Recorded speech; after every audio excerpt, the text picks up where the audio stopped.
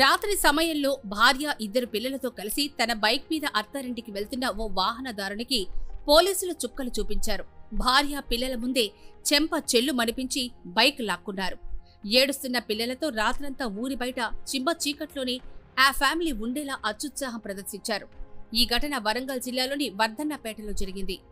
రామవరం గ్రామానికి చెందిన బాలకృష్ణ తన భార్య ఇద్దరు పిల్లలతో కలిసి బైక్ మీద వెళ్తూ ఉండగా ఈ ఘటన చోటు చేసుకుంది. కుటుంబంలో ఘర్షణ చోటు చేసుకోగా అక్కడే ఉంటే గొడవ మరింత పెద్దదవుతుంది అన్న భయంతో అత్తగారింటికి వెళ్లాలని బాలకృష్ణ దంపతులు నిర్ణయించుకున్నారు. దీంతో భార్యను కుమార్తెను వర్ధన్నపేట బస్సెక్కించిన బాలకృష్ణ తన కొడుకుతో బైక్ మీద వచ్చాడు. వర్ధన్నపేటలో తన భార్య పిల్లలను ఎక్కించుకుని అత్తగారింటికి బయలుదేరాడు. అయితే ఊరి బయట చెరువు కట్ట మీద పోలీసులు డ్రంక్ అండ్ డ్రైవ్ తనిఖీలు నిర్వహిస్తున్నారు.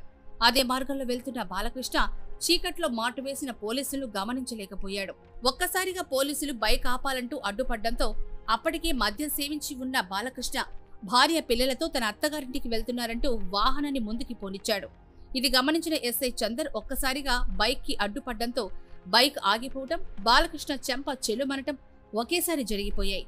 బైక్ ఆపమంటే ఆపవా అంటూ బూతులు తిడుతూ కోపంతో ఊగిపోయాడు ఎస్ఐ. ఇంట్లో గొడవైంది సార్, భార్య పిల్లలను తీసుకుని అత్తారింటికి వెళ్తున్నా, పరిస్థితి బాలేదు సార్, నేను తాగే ఉన్నా సార్, కొంచెం నా పరిస్థితి అర్థం చేసుకోండి సార్ అంటూ బాలకృష్ణ ప్రతిమలాడాడు. అయినా అదేం పట్టించుకోకుండా ఆపమన్నప్పుడు బైక్ ఆపలేదన్న కోపంతో పోలీసులు ఆయన చుట్టుముట్టి బెదిరించారు. అప్పటికే బాలకృష్ణ పిల్లలు భయంతో ఏడుస్తూనే ఉన్నారు. బాలకృష్ణ భార్య కూడా, సార్ మా పరిస్థితి బాలేదు, ఇంట్లో గొడవైతే ప్రాణభయంతో మా అమ్మ వాళ్ళింటికి వెళ్తున్నాం, ఆయన తాగే ఉన్నాడు, తాగి బండి నడపొద్దు, కాని మా పరిస్థితి కొంచెం అర్థం చేసుకోండి అంటూ కాళ్ల మీద పడింది.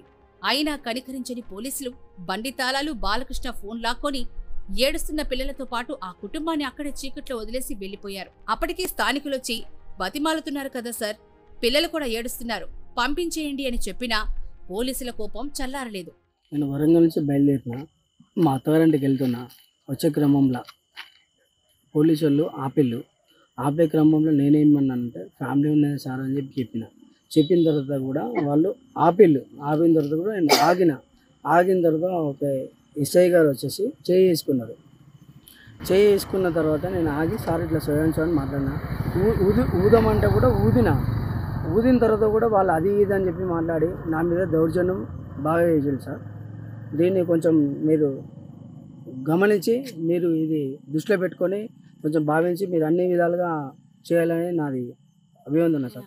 ఇంటికాడ కొంచెం డిస్కషన్ అయ్యి ఫ్యామిలీలో డిస్కషన్ అయ్యి సరే ఇక్కడ ఉండే లొల్లు ఎక్కువ అవుతుంది కదా, అమ్మ వాళ్ళ ఇంటికి పోదాం బా అని వస్తాను.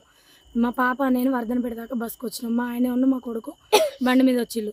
వర్ధనపేటకు వచ్చినాక మమ్మల్ని ఎక్కించుకొని ఆ బండి మీద వచ్చేస్తాను. వర్ధనపేట కట్ట మీదకి వచ్చినాక ఇక్కడ పోలీసు వాళ్ళు అడ్డేసిళ్ళు. ఆపినప్పటికీ మేము ఫ్యామిలీతో ఉన్నా సార్ అని నా భర్త 2-3 సార్లు చెప్పిండు. అయినా కూడా వినకుండా ఇంకో సిఐ బండికి అడ్డం మొత్తం కాలడ్డం పెట్టిండు సార్. కాలడ్డం పెట్టడంతోనే బండి ఆగిపోయింది. బండి ఆపుడుతోనే చేయి చేసుకున్నాడు. బండి దిగురా అని చేయి చేసుకున్న వెంటనే నా పిల్లలు ఒకటే ఏడుస్తారు సార్. ఏడ్చేటప్పుడు నేను బండి దిగిన, అన్నయ్య ఇంటికాడ గొడవ అయింది, మేము ప్రాణభయం మీద బయటకు వచ్చినాము, మా అమ్మ వాళ్ళ ఇంటికి వెళ్తానము, మీ దండం పెడతా కాలు మొక్తా, మా ఆయన తాగే ఉన్నాడు, పిల్లలు ఏడుస్తారు అన్నయ్య, మమ్మల్ని వదిలిపెట్టండి, మా తప్పు మేము ఒప్పుకుంటాం కదా అని చెప్పినా కూడా అట్లా కాదని బండి తాళం గుంజుకున్నారు, మా ఆయన ఫోన్ గుంజుకున్నారు. పిల్లలు ఒకటే ఏడుస్తా అంటే కూడా నేను ఎంత బతలాడి కాళ్ళ మీద పడి కాళ్ళు మొక్కుతా అంటే కూడా వినకుండా ఇష్టం ఉన్నట్టు మాట్లాడతాను సార్. మాట్లాడుతా అంటే కూడా మా ఆయనే, అన్న మీ దండం పెడతా కాళ్ళు మొక్కుతా, ఇంట్లో పరిస్థితి బాగాలేక నేను పిల్లలను తీసుకొని వచ్చిన, నేను తాగున్నా అని చెప్తాను అంటే నువ్వు ఊదు అన్నారు. 2-3 సార్లు ఊదినా కూడా ఊదేది కరెక్ట్ రాకపోయేసరికి వాళ్ళు ఇష్టం ఉన్నట్టు చుట్టూ 4-5 పోలీసులు చుట్టూ ఉండి ఆయన మీద దౌర్జన్యం చేసి ఈ చీకట్లో ఈ కట్ట మీద మమ్మల్ని ఇక్కడ వదిలేసి 10 మంది వచ్చి ఎంత వాళ్ళ బండి వాళ్ళకి ఇచ్చేయండి, పిల్లలు ఉన్నారు, వాళ్ళ పిల్లలు ఏడుస్తారు, వాళ్ళ భార్య బతలాడుతుంది అని చెప్పినా కూడా వినకుండా మమ్మల్ని ఇక్కడ వదిలేసి మా ఫోన్ గుంజుకున్నారు. బండి తాళము, బండిలో పైసలు ఉన్నాయి, బండి పట్టుకొని మమ్మల్ని ఇక్కడ నడి రోడ్డు మీద ఈ చీకట్లో వదిలిపెట్టిపోయిళ్ళు మమ్మల్ని. దీంతో రాత్రంతా ఆ కుటుంబం దిక్కుతోచిన స్థితిలో ఊరి బయటే చిమ్మ చీకట్లో బోరున విలిపిస్తూ గడిపింది. ఆపమనడంతోనే బండి ఆపలేదు అన్న చిన్న కారణంతో భార్య పిల్లలున్నారని కూడా ఆలోచించకుండా రాత్రిపూట ఇలా చీకట్లో వదిలేయడంపై పోలీసుల మీద తీవ్ర విమర్శలు వ్యక్తమవుతున్నాయి. మద్యం సేవించి బండి నడపడం తప్పైనా అది ఆ కుటుంబానికే ప్రమాదమైన రాత్రిపూట అది కూడా ఎలాంటి రవాణా వ్యవస్థ అందుబాటులో లేని సమయంలో ఇలా బైక్ లాక్కొని ఓ కుటుంబాన్ని రోడ్డుపై నిలబెట్టడం ఎంతవరకు కరెక్టు అన్న ప్రశ్న ప్రజల నుంచి వ్యక్తమవుతోంది. అన్ని పరిస్థితులు ఒకలా ఉండవని, కొన్నిసార్లు ప్రజల పరిస్థితులు కూడా అర్థం చేసుకోవాలంటూ పోలీసులకు విజ్ఞప్తి చేస్తున్నారు.